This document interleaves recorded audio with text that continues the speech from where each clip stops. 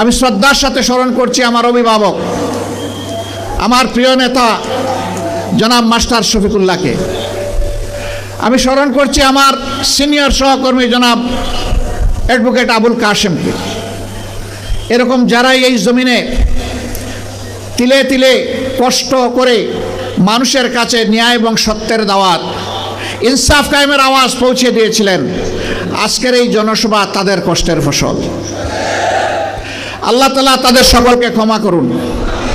আল্লাহ তাআলা তাদেরকে অত্যন্ত উন্নত মর্যাদা দান করুন।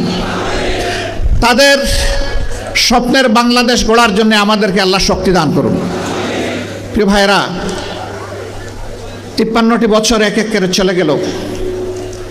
আমরা আসলেই সত্যিকার অর্থে স্বাধীনতার স্বাদটা পেলাম না। এর আগেও 47-এ একবার আমরা স্বাধীন হয়েছিলাম, তখনও পেলাম না।